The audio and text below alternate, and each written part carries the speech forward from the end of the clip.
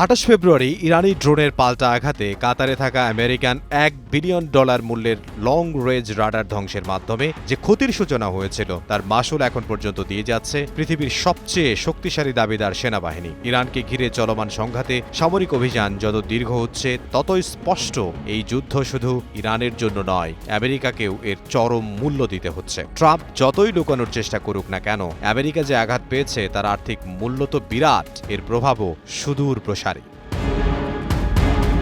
একটা প্রশ্ন আরও জোরে উঠছে, এই যুদ্ধের দাম কে দিচ্ছে আর কতটা দিচ্ছে আমেরিকা? অফিশিয়াল ব্রিফিংয়ে আমেরিকা ক্ষতির সংখ্যা সীমিত দেখানো হলেও বিভিন্ন আন্তর্জাতিক রিপোর্ট বলছে বাস্তবে ক্ষয়ক্ষতির পরিমাণ এতটা কম না যতটা ট্রাম্প ফাঁকা বলি ওড়াচ্ছেন। বিশ্লেষকদের মতে যুদ্ধের আর্থিক ক্ষতির দিক থেকেও দুই পক্ষই বড় চাপের মধ্যে রয়েছে। মার্কিন সামরিক অবকাঠামো, জরুরি অপারেশন ও ক্ষতিগ্রস্ত সরঞ্জাম মেরামতে প্রায় $2.9 বিলিয়ন ক্ষতির হিসেব পাওয়া গেছে।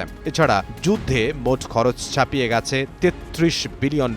বিভিন্ন বিশ্লেষণে বলা হয়েছে এই যুদ্ধ যুক্তরাষ্ট্রের অর্থনীতিতে সর্বোচ্চ $210 বিলিয়ন পর্যন্ত ক্ষতির কারণ হতে পারে। যুদ্ধের ক্যাজুয়ালিটি রিপোর্ট নিয়েও বিতর্ক রয়েছে। সামাজিক যোগাযোগ মাধ্যমে মার্কিন সৈন্যদের আহত হওয়া, নিহত হওয়ার সংখ্যা প্রকাশ পাচ্ছে তা পেন্টাগনের প্রকাশ করা আনুষ্ঠানিক রিপোর্ট থেকে অনেক বেশি। অনেকের অভিযোগ United states department of defence প্রকৃত তথ্য গোপন করছে।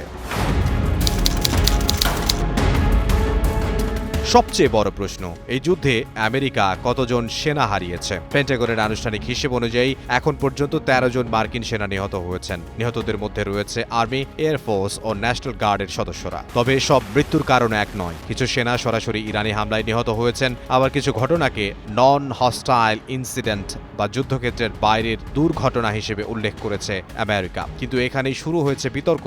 বিকল্প ও স্বাধীন কিছু প্রতিবেদনে দাবি করা হচ্ছে প্রকৃত নিহতের সংখ্যা 13 থেকে 15 মধ্যে হতে পারে। অর্থাৎ অফিশিয়াল সংখ্যা আর বিকল্প দাবির মধ্যে এখনো রয়ে গেছে প্রশ্নের জায়গা।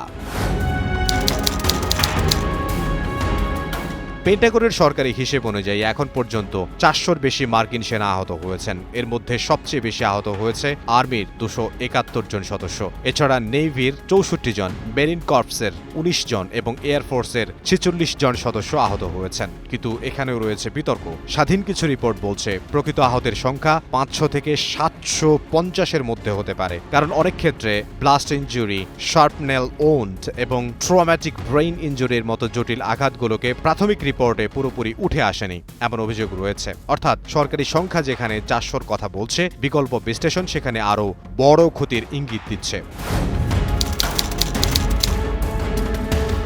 যুদ্ধবিমান ধ্বংস হওয়া মানে শুধু একটি মেশিন হারানো নয়, এর সঙ্গে হারিয়ে যায় বিপুল অর্থ, প্রযুক্তি এবং দীর্ঘদিনের সামরিক বিনিয়োগ। রিপোর্ট অনুযায়ী যদি একটি F-15E শ্রেণীর ফাইটার জেট ভূপাতিত হয় তাহলে এর একক মূল্য প্রায় $90 থেকে $100 মিলিয়ন পর্যন্ত হতে পারে। যুক্তরাষ্ট্র বছরে আনুমানিক 18 থেকে 24টি F-15EX তৈরি করতে সক্ষম হলেও প্রতিটি ক্ষতি তাদের উৎপাদন ও অপারেশনাল পরিকল্পনায় বড় চাপ তৈরি করে। এই যুদ্ধে এখন পর্যন্ত 4টি F-15 যুদ্ধবিমান হারিয়েছে আমেরিকা। অন্যদিকে A-10 ওয়ারথগ হল এমন একটি বিমান যা এখন আর নতুন করে উৎপাদন করা হয় না। ফলে একটি A-10 হারানো মানে সেটি আর সহজে প্রতিস্থাপন করা সম্ভব নয়। এটি সরাসরি যুক্তরাষ্ট্রের সামরিক সক্ষমতায় স্থায়ী ঘাটতি তৈরি করে। এছাড়া KC-135 ট্যাঙ্কারের পরিবর্তে বর্তমানে KC-46 পেগাসাস ব্যবহার করা হচ্ছে, যার একটির মূল্য প্রায় $150 থেকে $200 মিলিয়ন পর্যন্ত। বোয়িং বছরে সীমিত সংখ্যক প্রায় 15 থেকে 18টি ট্যাঙ্কার সরবরাহ করতে পারে, ফলে এই ধরনের ক্ষতি দ্রুত পূরণ করা কঠিন। সবচেয়ে বড় কৌশলগত ক্ষতি হিসেবে বিবেচিত হয় বোয়িং E-3 সেন্ট্রি বিমান। এর ঐতিহাসিক মূল্য প্রায় $270 মিলিয়ন হলেও বর্তমান হিসেবে এটি $500 মিলিয়ন বেশি সমমূল্যের। সবচেয়ে গুরুত্বপূর্ণ বিষয় হলো এই মডেলটি এখন আর উৎপাদনে নেই, অর্থাৎ একটি ধ্বংস হলে সরাসরি নতুন করে তৈরি করা সম্ভব নয়। সব মিলিয়ে যদি এই ক্ষতির রিপোর্টগুলো সত্যি হয় তাহলে শুধু কয়েকটি যুদ্ধবিমান হারানোর মধ্যেই যুক্তরাষ্ট্রের আর্থিক ক্ষতি দাঁড়াতে পারে আনুমানিক $800 মিলিয়ন থেকে $1 বিলিয়ন বেশি। তবে সবচেয়ে বড় ক্ষতি শুধু অর্থ নয়, এই বিমানগুলোর সঙ্গে হারিয়ে যায় অভিজ্ঞ পাইলট, ক্রু এবং অপারেশনাল দক্ষতা, যা টাকা দিয়ে দ্রুত পুনরুদ্ধার করা প্রায় অসম্ভব। যুদ্ধ পরিস্থিতির মধ্যে সবচেয়ে বড় ঝুঁকির জায়গাগুলোর একটি হল নৌবাহিনীর বিমানবাহী রণতরী। এমন একটি ঘটনায় ইউএসএস জেরাল্ড আর ফোর্ডে আগুন লাগার পর পরিস্থিতি দ্রুত জটিল হয়ে ওঠে। ঘটনার ফলে জাহাজের ভেতরে থাকা কয়েকজন নাবিক আহত হন এবং আরও অনেকেই ধোঁয়ার কারণে চিকিৎসা নিতে বাধ্য হন। আগুন নিয়ন্ত্রণে আনা হলেও এই ধরনের ঘটনা যুদ্ধজাহাজের অভ্যন্তরীণ নিরাপত্তা ও অপারেশনাল প্রস্তুতির উপর বড় চাপ সৃষ্টি করে। পরিস্থিতি এতটাই গুরুতর ছিল যে রণতরীটিকে সাময়িকভাবে যুদ্ধ মিশন স্থগিত করতে হয় এবং রিপেয়ার ডকে পাঠানো হয় মেরামতের জন্য। ফলে নির্ধারিত সামরিক অপারেশন ব্যাহত হয় এবং নৌবাহিনীর মোতায়েন কৌশলেও প্রভাব পড়ে। যদিও এই ঘটনা সরাসরি ইরানি হামলার ফল ছিল না, তবুও সামরিক বিশ্লেষকদের মতে এটি একটি গুরুত্বপূর্ণ অপারেশনাল লস।